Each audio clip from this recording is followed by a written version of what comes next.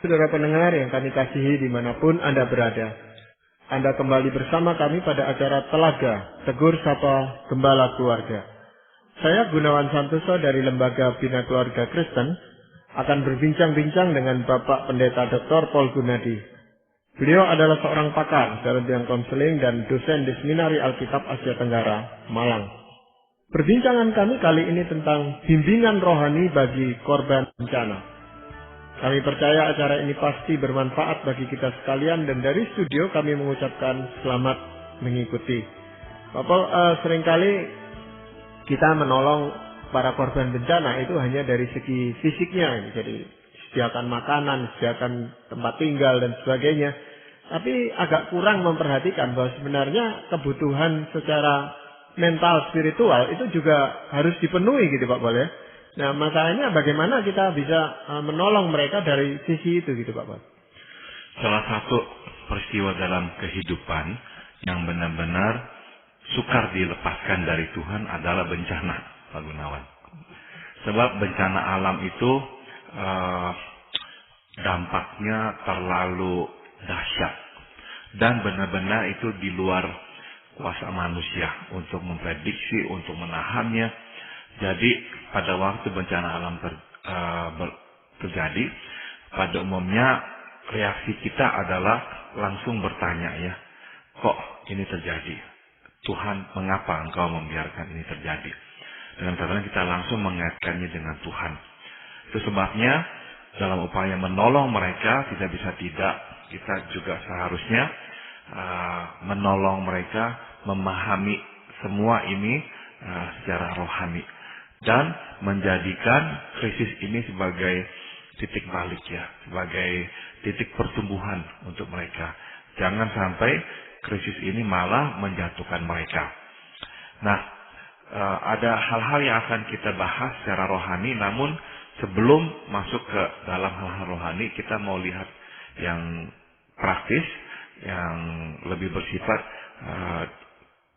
yang lebih berkaitan dengan pekerjaan mereka.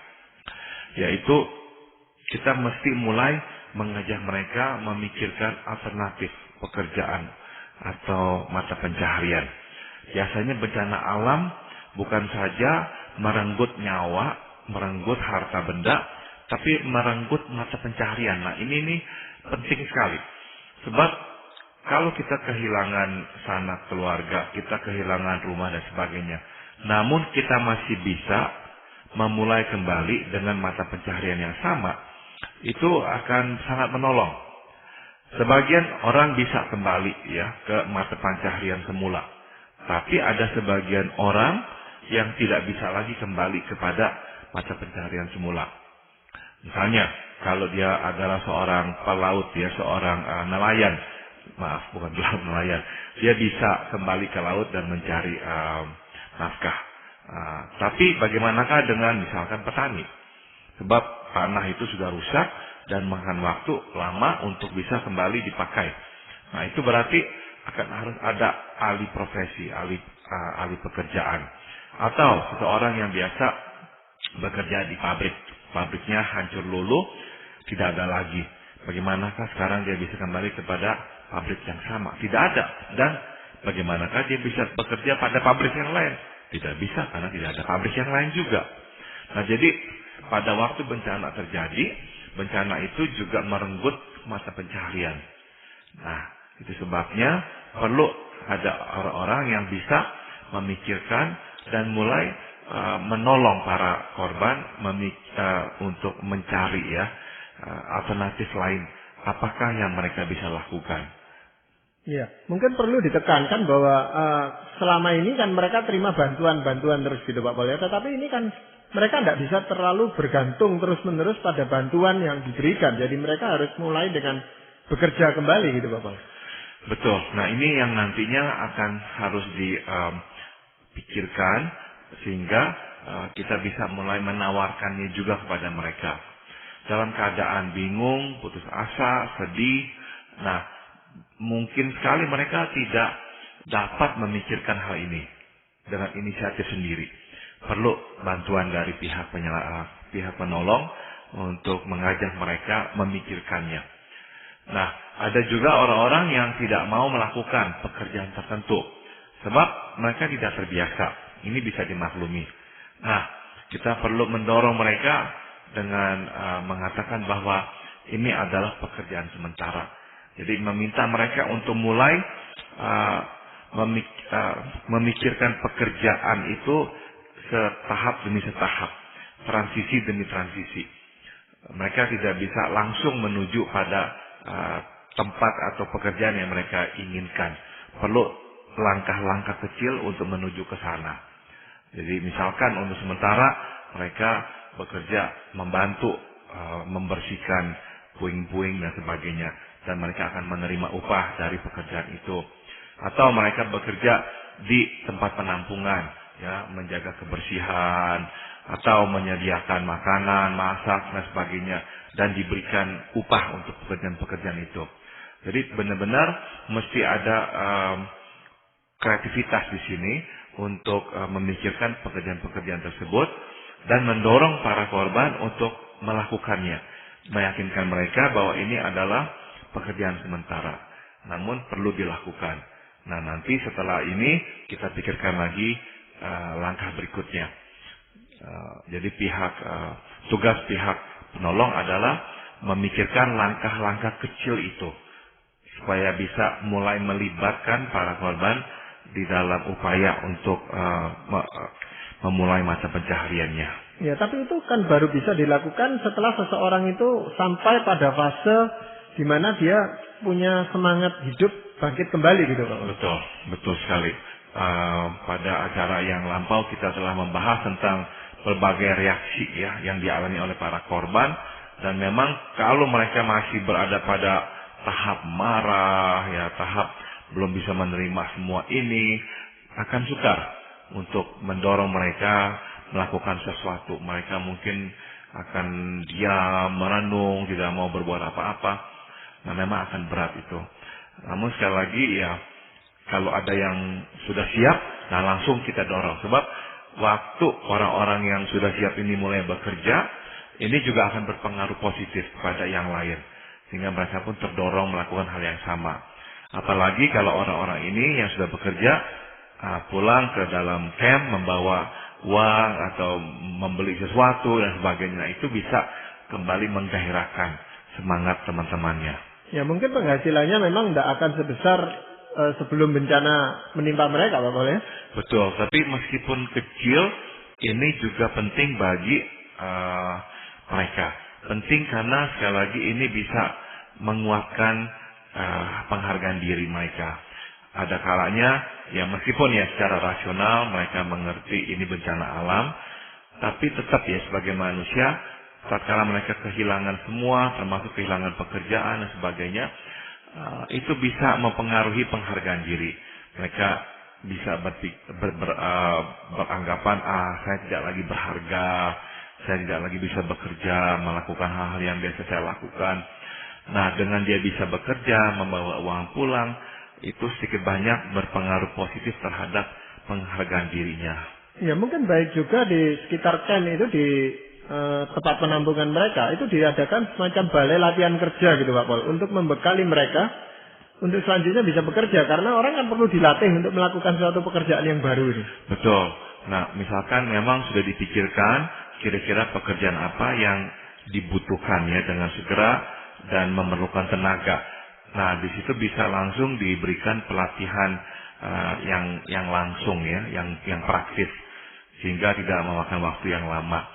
Jadi bisa jadi memang kita ini melakukan pelatihan bukan sekali ya, tapi berkali-kali. Sebab bergantung pada kondisi dan kebutuhannya. Misalkan kita tahu di tempat mana juga ada kebutuhan apa untuk para pekerja. Nah, kita bisa menyediakan tenaga pelatih, melatih mereka misalkan dalam waktu seminggu agar siap pakai untuk melakukan tugas-tugasnya. Jadi bisa jadi ya berganti-ganti ya tugas skill yang diajarkan kepada mereka. Iya, dan itu sebenarnya bisa dilakukan juga oleh para korban itu sendiri, Pak Paul, yang punya keterampilan, suatu keterampilan, mengajarkan keterampilannya kepada rekan-rekan yang lain itu. Betul, itu yang baik sekali ya. Jadi memang kalau ada yang bisa melakukannya, nah apa salahnya kita undang dia untuk mengajarkannya kepada teman-temannya.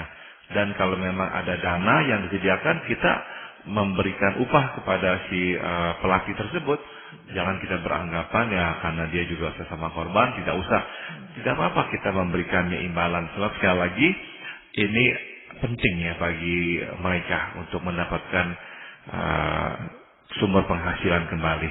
Ya, itu suatu bentuk penghargaan saya rasa Pak. Betul. Untuk mereka yang mau mengajarkan keterampilannya kepada orang lain. Betul. Iya. Ya. Apakah ada hal lain Pak dari sisi rohani yang bisa dilakukan pertolongan terhadap para korban bencana? Mereka perlu berdamai dan bersandar pada Tuhan. Ya. Dalam bimbingan rohani kita pentingnya memastikan kondisi rohani korban sebelum bencana datang. Maksudnya saya apa? Kita mesti bertanya apakah sebelum bencana, apakah korban itu hidup akrab dengan Tuhan? Nah, apakah korban matang secara rohani? Kenapa?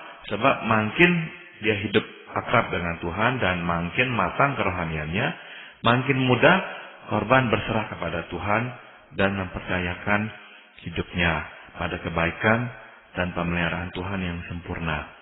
Sebaliknya, makin tidak akrab dengan Tuhan dan tidak dewasa secara rohani, makin cepat dan mudah korban menyalahkan Tuhan dan mempertanyakan kebaikan maupun pemeliharaan Tuhan. Nah, jadi kalau kita ingin menolong, membimbing mereka secara rohani, langkah pertama adalah mengecek ya kondisi rohani mereka sebelum bencana. Nanti setelah tahu kondisi rohani mereka sebelum bencana, kita bisa mempunyai kejelasan ya. Pendekatan apakah yang akan kita lakukan? Sebab memang tidak sama. Maksudnya begini, kepada yang dewasa secara rohani sebelum bencana datang. Nah, bimbingan rohani lebih merupakan dukungan doa dan penguatan lewat janji Tuhan yang tersurat di firman-Nya. Ya, kita bisa mengajaknya berdoa, memberikan firman Tuhan untuk menguatkan mereka, memberikan janji-janji Tuhan kembali kepada mereka, dan mereka akan menanggapinya. Ya, mereka akan berkata, betul, memang saya tahu Tuhan baik, Tuhan tidak akan meninggalkan kami. Kita akan bisa melewati semua ini dengan pertolongan Tuhan. Nah, kita akan mendengar ya respon-respon seperti itu dari mereka. Namun, kalau kita mengetahui bahwa sebelum bencana datang, memang mereka itu tidak dekat dengan Tuhan. Nah, kita perlu juga melakukan pendekatan yang berbeda. Misalnya apa? Sebaiknya pada tahap-tahap awal itu kepada yang kurang dewasa secara rohani, kita tidak melakukan bimbingan rohani. Kenapa? Sebab bimbingan rohani pada tahap ini cenderung berdampak negatif. Ya, mereka akan lebih marah kepada Tuhan, lebih menyalahkan Tuhan. Sebab sekali lagi kalau mereka memang pada dasarnya tidak terlalu rohani, waktu bencana datang, mereka akan lebih mudah bereaksi dengan kemarahan dan menyalahkan Tuhan. Nah, daripada kita sebut-sebut nama Tuhan dan makin memercikan kemarahan mereka, sebaiknya jangan. Apa yang harus kita lakukan? Pada dasarnya kita memberikan kesempatan kepadanya untuk meluapkan kemarahan-kemarahan itu. Biarkan, dengarkan, jangan mencoba untuk mengoreksi kepercayaan mereka, pemahaman mereka tentang Tuhan. Jangan, biarkan, dengarkan dulu saja. Nah, apakah bencana yang mereka alami itu bisa mempengaruhi kedewasaan rohani seseorang? Ada yang lebih dewasa ya karena masalah atau karena bencana alam ini. Mereka justru akhirnya makin melihat tangan Tuhan yang telah menyelamatkan mereka. Apalagi yang memang kalau mereka bersyukur bahwa misalkan keluarga mereka itu utuh, tidak ada yang hilang. Wah, itu benar-benar bisa meninggikan rasa syukur mereka kepada Tuhan. Tapi bisa juga memang menurunkan rasa syukur mereka kepada Tuhan kalau mereka justru mengalami banyak kehilangan.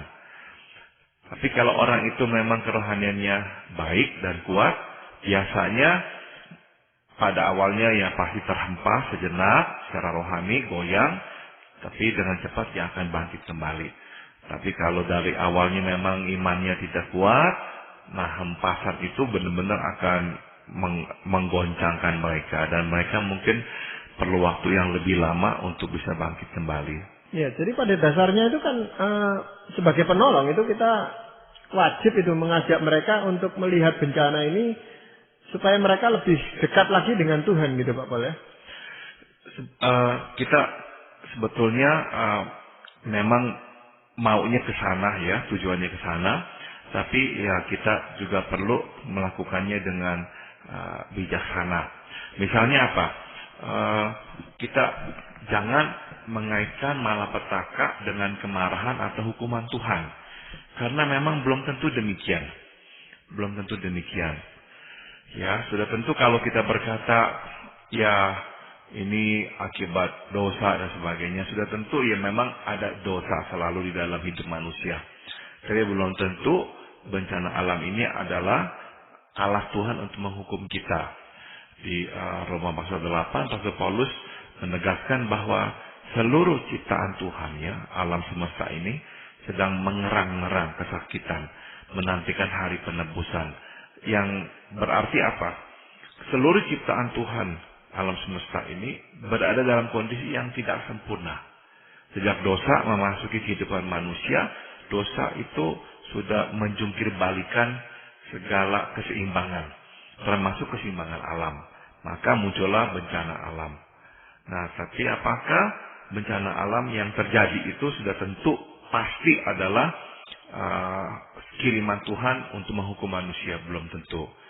Mungkin tidak, itu memang kiriman Tuhan untuk menghukum manusia. Oh, sangat mungkin. Karena kita membaca di Alkitab, kota Sodom dan Gomora Tuhan hancurkan. Karena apa? Karena dosa-dosa mereka. Jadi itu jelas adalah hukuman Tuhan. Namun, kalau kita mau berkata itu adalah hukuman Tuhan, kita mesti mempunyai kejelasannya itu seperti orang-orang di Sodom dan Gomora. Tuhan sudah mengatakannya kepada Abraham. Tuhan mengumumkannya bahwa dia akan menghukum kota Sodom dan Gomora. Bahkan Tuhan mengirimkan malaikatnya. Nah, kalau kita tidak mempunyai bukti-bukti senyata itu, sebaiknya kita tidak langsung mengatakan bahwa, nah ini nih, Tuhan marah, makanya Tuhan sedang menghukum kita.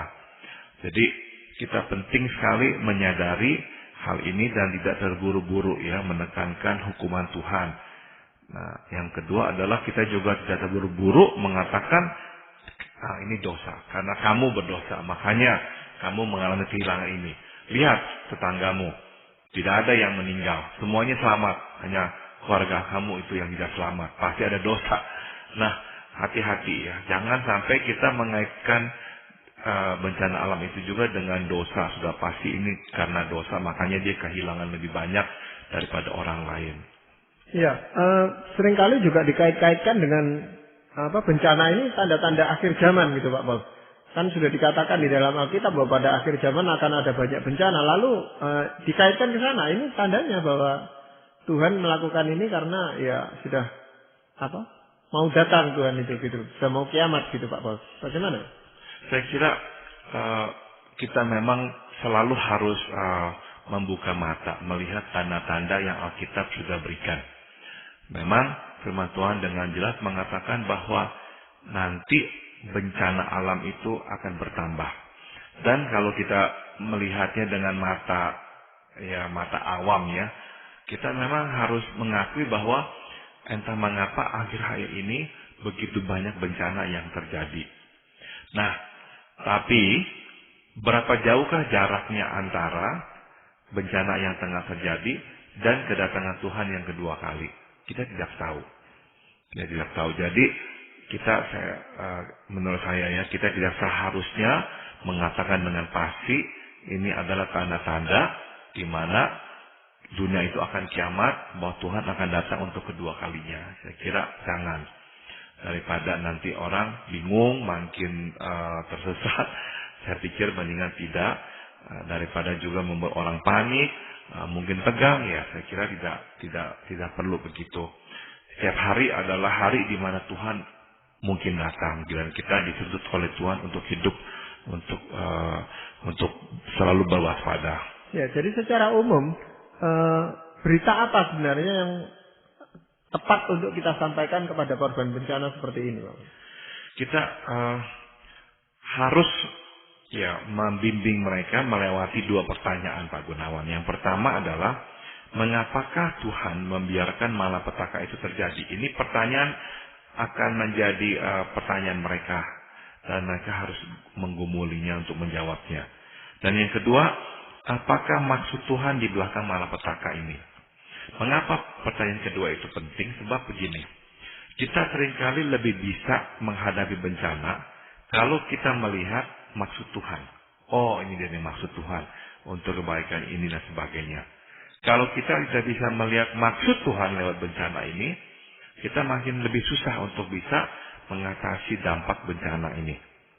Jadi, hal-hal apa tuh secara praktis dan konkretnya yang perlu kita bagikan kepada para korban? Yang pertama, kita mau menolong korban untuk bisa melihat dan memahami karakter Allah, yaitu baik dan penuh kasih. Bencana alam mempunyai potensi untuk benar-benar memporak-porandakan kepercayaan kita bahwa Tuhan itu baik, bahwa karakter Allah itu sebetulnya adalah penuh kasih. Nah, bencana alam itu seringkali memporak-porandakan semua itu. Kita berkata Tuhan tidak peduli, kita berkata Tuhan kok kejam, atau mungkin kita berkata Tuhan peduli tapi tak berkuasa menolong kita. Jadi kita mulai meragukan karakter Allah yang maha kuasa, maha kasih. Nah, kita perlu menekankan kepada mereka, Tuhan itu adalah Tuhan yang penuh kasih dan Dia adalah Allah yang baik. Nah, yang berikut kita mau mengajak mereka untuk meyakini bahwa karakter Allah tidak berubah apapun situasi yang dialami oleh kita. Situasi bisa berubah, tapi situasi itu tuh tidak merefleksikan karakter Allah. Tidak. Nah, seringkali kita itu langsung mengaitkan situasi dengan karakter Allah. Kalau situasinya menyenangkan, Allah baik. Situasi tidak menyenangkan, Allah jahat. Tidak. Situasi dan Allah, situasi dan karakter Allah tidak selalu sama. Tidak selalu sama. Allah yang baik kadang membiarkan hal yang tidak baik menimpa kita. Begitu. Nah, jadi penting kita mau membimbing para korban untuk melihat bahwa situasi tidak serta-merta merefleksikan karakter Allah itu. Nah, yang terakhir adalah kita mau mendorong para korban untuk menyerahkan ketidakmengertian kepada pemeliharaan Tuhan. Susah sekali bagi kita manusia menyerahkan ketidakmengertian kita, Pak Gunawan. Karena kita ingin mengerti. Nah, kita mesti mendorong mereka menyerahkan ketidakmengertian. Karena kita sadar akan ada ketidakmengertian. Tidak semua bisa dijelaskan. Tidak semua akan membuat mereka menganggukkan kepala dengan pengertian. Tidak mungkin. Jadi pada akhirnya mereka perlu menyerahkan itu kepada Tuhan. Ya, kadang-kadang secara akal mereka itu bisa menerima, Pak Paul, ya. Dalam kondisi seperti itu tenang, diajak bicara bisa. Tapi setelah itu sulit, Pak Paul, untuk menerima bahwa Allah itu baik, bahwa Allah itu setia dan seterusnya. Itu dia kembali lagi untuk menyalahkan dirinya, marah kepada Tuhan dan seterusnya. Pak Gunawan memunculkan poin yang penting sekali, yaitu bimbingan ini memang akan berkepanjangan. Tidak selesai 1-2 kali percakapan. Terus menerus kita akan harus ingatkan. Sebab apa? Sebab tadi Pak Gunawan sudah singgung, mereka dengan cepat kembali lagi kepada perasaan semula. Meskipun sudah mengerti secara intelektual, tapi waktu mereka kembali menengok ke kiri ke kanan, mereka akan menatap apa? Menatap penderitaan. Nah, penderitaan itu kembali mengecilkan lagi semangat mereka dan membuyarkan lagi harapan mereka kepada Tuhan. Nah, itu penting, makanya kita datang kembali, mengingatkan lagi dan mengingatkan lagi. Dan pemberian buku-buku misalnya, Pak Paul, ya. Buku-buku rohani, buku-buku bacaan yang bisa menggugah iman mereka dan sebagainya. Pada poin ini penting juga, Pak Paul, dilakukan. Betul, kalau ada buku-buku rohani itu penting ya, sebab juga mereka bisa membacanya di waktu senggang. Jadi ada hal-hal yang mereka bisa lakukan. Dan dengan adanya buku, waktu mereka membaca, mereka bisa berinteraksi dengan kecepatan mereka sendiri. Mereka bisa dengan tenang berdialog, bertanya, bergumul. Nah itu bisa menolong mereka pula. Kuncinya adalah ini Pak Gunawan. Kuncinya kita mesti memandu korban kembali mempercayai Tuhan. Itu intinya. Benar-benar kita harus mengakui bahwa bencana alam mencederai kepercayaan korban pada karakter dan pemeliharaan Tuhan. Karakter bahwa Tuhan itu baik. Nah itu cedera. Aduh, Tuhan kok nggak baik.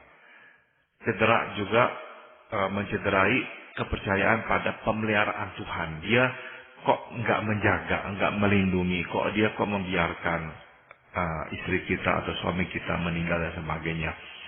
Nah itu akhirnya perlu dikembalikan ya. Mereka perlu kembali mempercayai pada karakter dan pemeliharaan Tuhan. Ya, dan proses penyembuhan secara rohani ini saya rasa lebih membutuhkan waktu lebih lama lagi Pak Paul ya, daripada yang sudah-sudah gitu. Betul. Maka kalau misalkan mereka bisa dikumpulkan dalam persekutuan, itu bisa saling menguatkan. Misalnya mereka mendengar kesaksian temannya yang mengalami kehilangan yang begitu besar, tapi kok tetap bisa pun kita datang memberikan kekuatan sama korban. Sebenarnya sisi ini harus mendapat lebih banyak perhatian bagi orang yang mau menolong korban bencana Pak Paul ya. Dan dalam hal ini apakah ada firman Tuhan yang ingin Pak Paul sampaikan? Mazmur 107 ayat 35 berkata, dibuatnya padang gurun menjadi kolam air, dan tanah pada... Karena yang berjanji itu setia ya, Tuhan sendiri yang pasti akan memenuhi janjinya. Jadi sekalipun seringkali korban bencana ini cuman dikelabui dengan janji-janji, tetapi dalam satu hal ini, di mana Tuhan sendiri yang berjanji, ini pasti akan digenapi gitu Pak Paul ya. Betul.